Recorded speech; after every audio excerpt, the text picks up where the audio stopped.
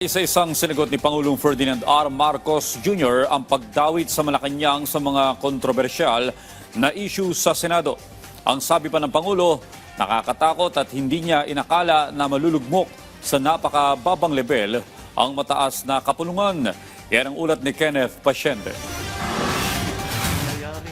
Nababahala si Pangulong Ferdinand R. Marcos Jr. sa mga pinakahuling kaganapan sa Senado mula sa nangyaring gun-related incident noong May 13 hanggang sa pag-walk out ng minority bloc kamakailan.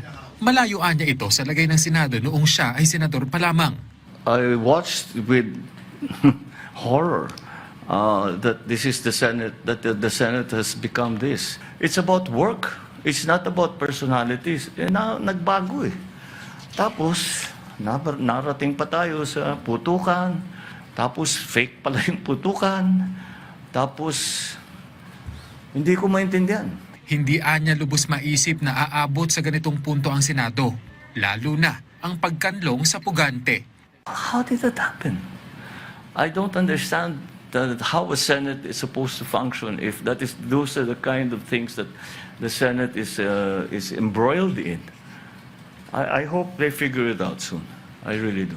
Itinanggi rin ng presidente ang alegasyon na tinatarget umano ng pamahalaan ng majority bloc kasunod ng serye ng mga kasong inihahain laban sa mga senador na miyembro nito. Punto niya, ang paghahain ng kaso ay batay sa mga resulta ng investigasyon ng Ombudsman at DOJ.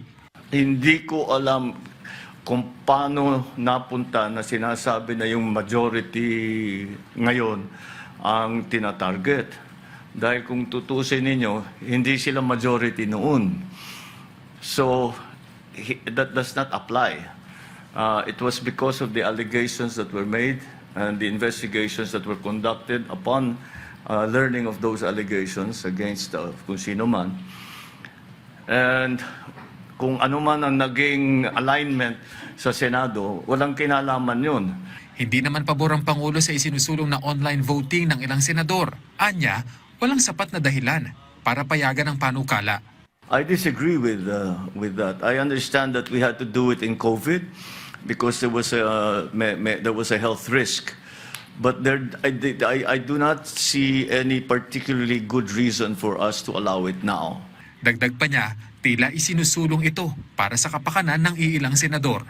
It seems to only be applicable to Senator Bato para makaboto si Senator Bato dahil nagtatago siya. Now, for someone who is actually a fugitive from justice, na hinahanap ng pulis, na hinahanap ng Interpol, at may arrest warrant galing sa ICC, palagay ko, hindi siya dapat magbumoto. Hanggat dumating siya dun sa Senado. Itinanggi din niya ang sinabi ni Senador Rodante Marcoleta na walang basbas ng Malacanang ang Senate presidency ni Senator Alan Peter Cayetano. Malacanang doesn't give a rubber stamp to the Senate president. Is he implying that I somehow choose the Senate president? I think you ask any senator, ask me as a former senator, I will laugh in your face because that's simply not true.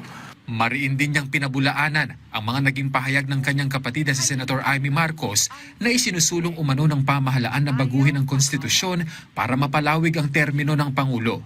The truth of the matter is we have never at any point even spoken about this anywhere with anyone at any time. So I don't know.